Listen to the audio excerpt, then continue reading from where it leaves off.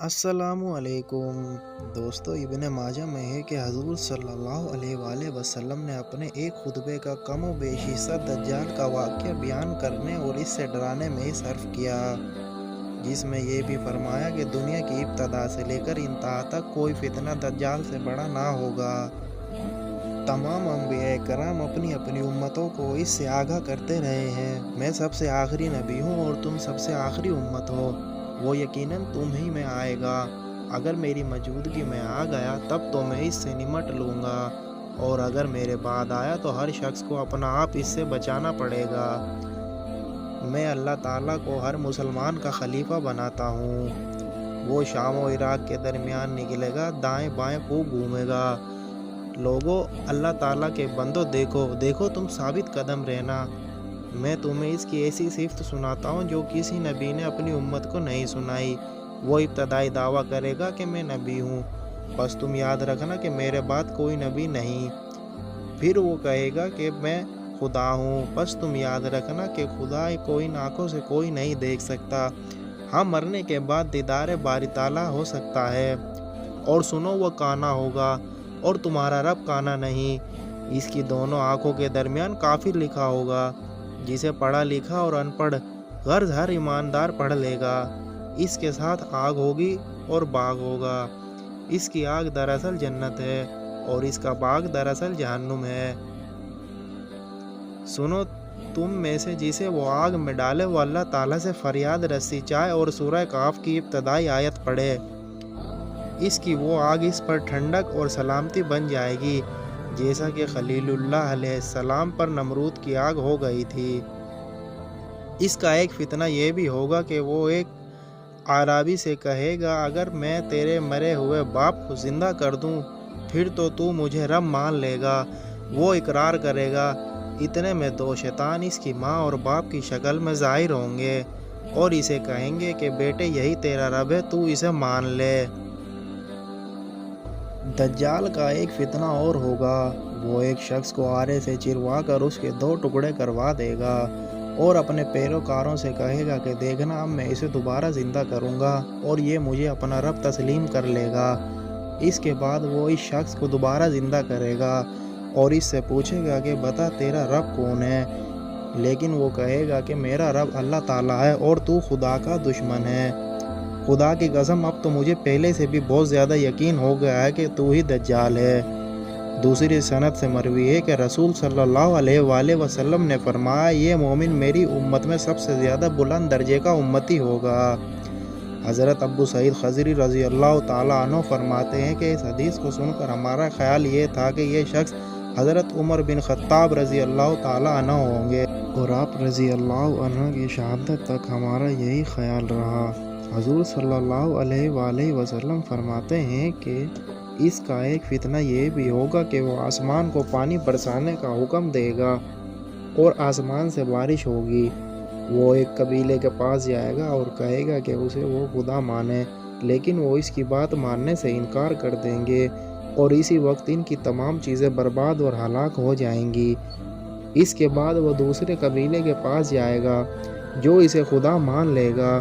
इसी वक्त इस कबीले के सारे जानवर ज़्यादा दूध देने लग जाएंगे और इनकी ज़मीन फल और खेती उगाएगी और इनके जानवर पहले से ज़्यादा मोटे ताज़े हो जाएंगे।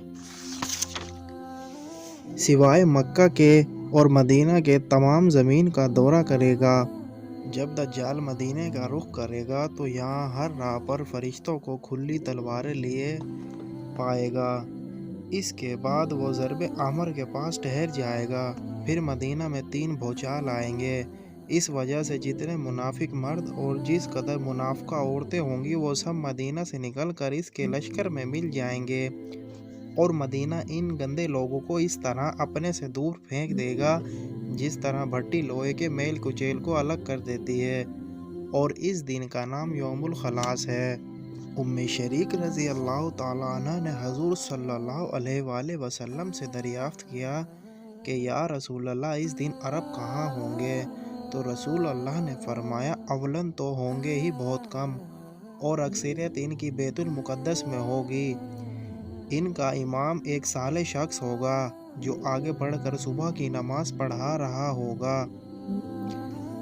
جب حضرت عیسیٰ ابن مریم علیہ السلام نازل ہوں گے، یہ امام پچھلے پیروں پیچھے ہٹے گا تاکہ آپ علیہ السلام آگے بڑھ کر امامت کرائیں، لیکن آپ علیہ السلام اس کی کمر پر ہاتھ رکھ کر فرمائیں گے آگے بڑھو اور نماز پڑھاؤ، اقامت تمہارے لیے کہی گئی ہے۔ پس ان کا امام ہی نماز پڑھائے گا۔ نماز سے فارغ ہو کر آپ علیہ السلام فرمائیں گے کہ دروازے کھول دو، پس دروازوں کو کھول دیا جائے گا اور ادھر دجال 70,000 یہودیوں کا لشکر لیے ہوئے موجود ہوگا، جن کے سر پر تاج ہوں گے اور ان کی تلواروں پر سونا لگا ہوگا۔ دجال آپ علیہ السلام کو دیکھ کر اس طرح گھلنے لگے گا جس طرح نمک پانی میں گھلتا ہے، اور ایک دم پیٹ پھیر کر بھاگنا شروع کر دے گا، لیکن آپ علیہ السلام فرمائیں گے خدا نے مقرر کر دیا ہے، تو میرے ہاتھ سے ایک ضرب کھائے گا، تو اسے ٹال نہیں سکتا۔ چنانچہ آپ علیہ السلام اسے باب لد کے پاس پکڑ لیں گے اور اسے قتل کر دیں گے۔ اب یہودی بدحواسی سے منتشر ہو کر بھاگیں گے، لیکن انہیں کہیں سر چھپانے کو جگہ نہ ملے گی۔ ہر پتھر، ہر درخت، ہر در و دیوار، حتیٰ کہ ہر جانور بولے گا کہ اے مسلمان یہاں آ، یہاں یہودی ہے اور آ کر اسے مار دے۔ ہاں، ببول کا درخت یہودیوں کا درخت ہے، یہ نہیں بولے گا۔ حضور صلی اللہ علیہ وآلہ وسلم فرماتے ہیں، پھر عیسیٰ ابن مریم میری امت میں حاکم ہوں گے اور عادل ہوں گے، امام ہوں گے، با انصاف ہوں گے، صلیب کو توڑ دیں گے، خنزیر کو قتل کر دیں گے، جزیوں کو ہٹا دیں گے، حسد اور بغض انہیں کوئی ضرر نہ پہنچائے گا، ہر زہریلے جانور کا زہر ہٹا دیا جائے گا، بچے اپنی انگلی سانپ کے منہ میں ڈالیں گے لیکن وہ انہیں کوئی نقصان نہ پہنچائے گا، لڑکے شیروں کے ساتھ کھیلیں گے لیکن کچھ بھی نقصان نہ ہوگا، بھیڑیے بکریوں کے ریوڑ میں اس طرح پھریں گے جیسے کوئی کتا رکھوالی کر رہا ہو، تمام زمین اسلام اور اصلاح سے اس طرح بھر دی جائے گی جیسے کوئی برتن پانی سے بھر دیا جاتا ہے، سب کا کلمہ ایک ہو جائے گا، اللہ کے سوا کسی کی عبادت نہ کی جائے گی، زمین سے جنگ بالکل ختم کر دی جائے گی، زمین سفید چاندی کی طرح منور ہو جائے گی، ایک جماعت کو ایک انگور کا خوشہ پیٹ بھر کر کھانے کے لیے کافی ہوگا، ایک انار اتنا بڑا ہوگا کہ ایک جماعت کھائے اور سیر ہو جائے، اور زمین بالکل امن و امان سے بھر دی جائے گی۔ دوستو، ویڈیو پسند آنے کی صورت میں لائک کریں، شیئر کریں اور کمنٹ کریں۔